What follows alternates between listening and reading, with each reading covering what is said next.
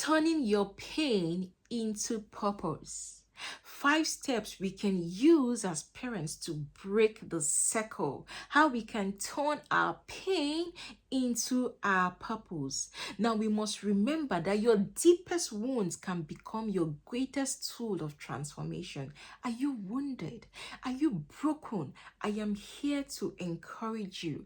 I am here to tell you that that deep wound you have, that thing you think that, oh my God, this is the deepest, your deepest wound can become your tool of transformation for yourself and for your children. Now, the enemy wanted your pain to break you. The devil wants to break us with pain, but God can use that same pain to build something stronger in you. God can use that same pain to build something stronger in us, in our children, and in our generation yet unborn.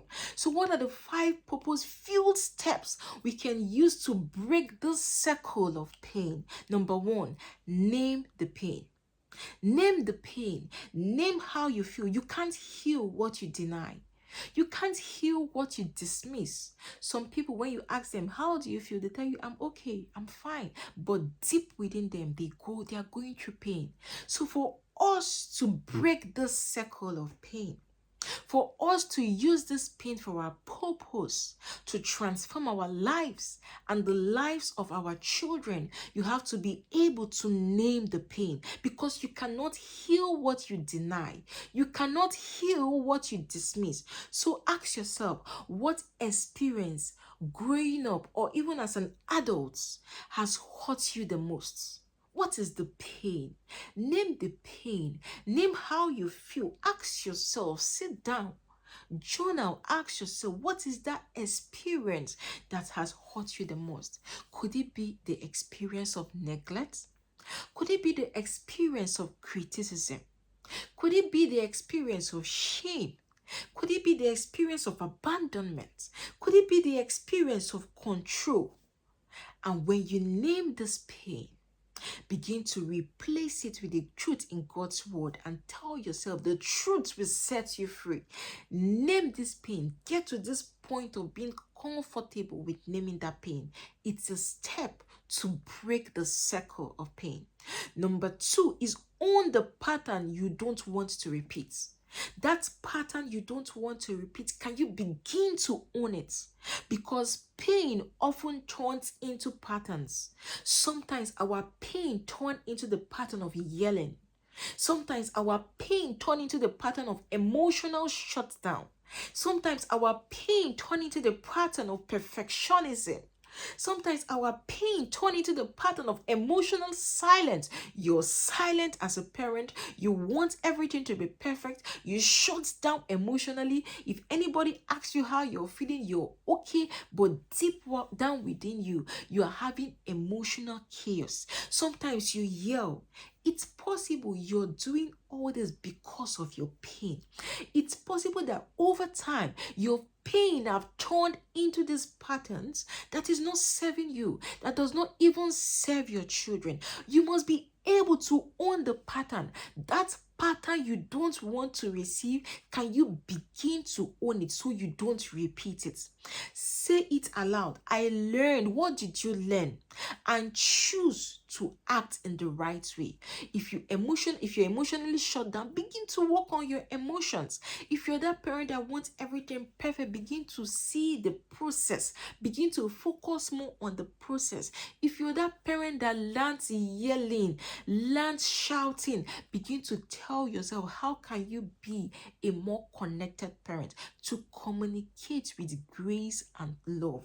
Because we must be aware, because awareness gives us back the steering wheel. When you are aware of the pain, when you are aware of the pattern, the circle of pattern, the way things happen in your life, the way things happen in your home, when you are aware, it gives you back the steering wheel. It makes you to be in charge. It makes you to be in control of your situation, and it makes you to get to this point that you are in charge of your life. The third way we can convert our pain is to surrender the pain to God. Release your hurts, release your pain, not just to the air, but into God's healing hand.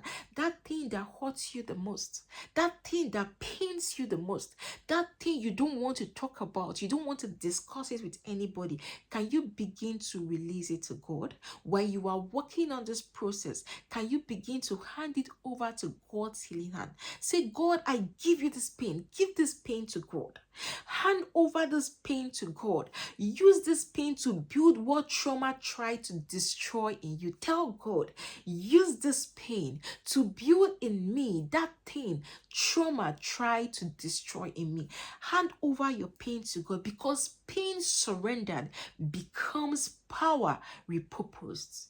Any pain that is surrendered, it becomes power that is repurposed. So surrender your pain to God. Then the fourth step we can use to break the cycle of pain, extract the lesson from the pain. What are the lessons from this pain? How do you feel? Because the truth is that we can't go through situations and not understand or know how we feel. We all understand and know how we feel individually in the different situations we've gone through. Ask yourself, what did this experience teach me that can serve my child?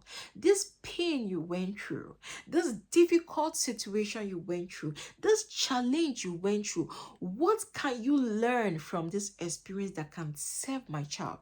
The truth is that we must get to the point of learning from our experience. Don't just pass through your experience, and when someone asks you, you say, oh my God, that experience was a difficult experience. It was difficult for me. Yes, it was difficult, but what were the lessons? What did you learn? How can you use this experience to serve yourself in the now and your children? What did you pick? What in this experience, what lessons did you pick from this experience that you can use to teach yourself and your children? For example, because I was never affirmed, you can now begin to affirm yourself. You can now begin to affirm your children. While growing up, if you feel you were never told you were worthy, you can now begin to tell yourself you are worthy. You can now begin to tell your children they are worthy. It's a way of picking the experience from your pain.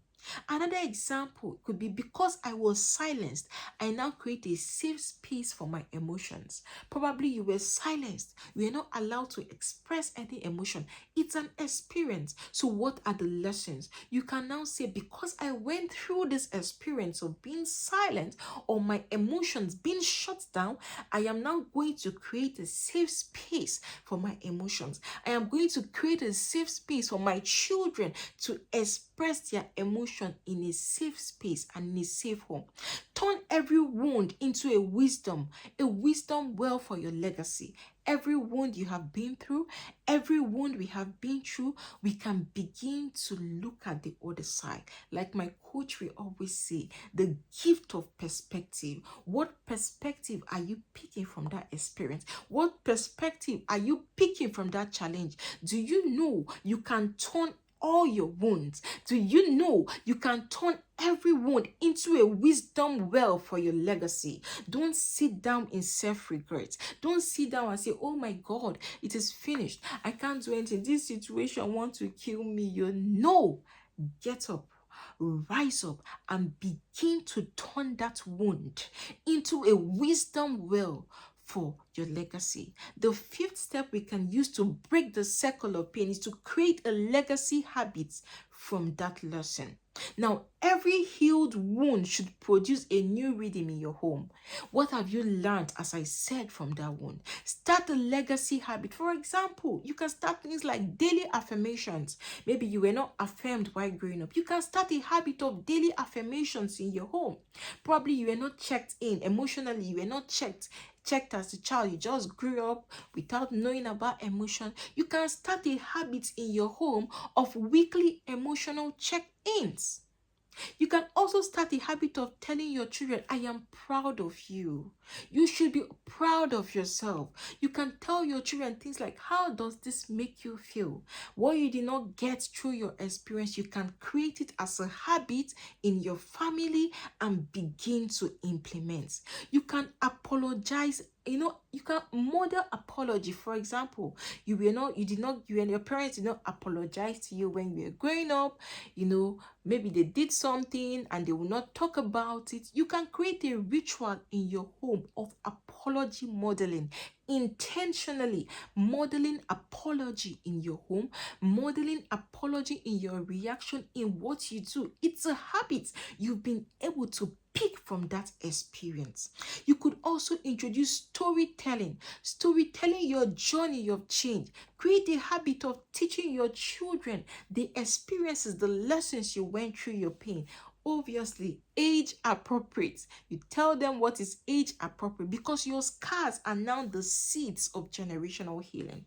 Your scars can be a seed for generational healing. So today, I want us to journal. Ask yourself, the pain I experienced, what were this pain? What did I learn from it? What can I build from this pain? What are the rituals I can build from this pain? What can I learn? What are the lessons from this pain? And begin to declare, begin to create those habits that is going to work in your favor. Those habits that is going to turn this pain into purpose, into generational benefit.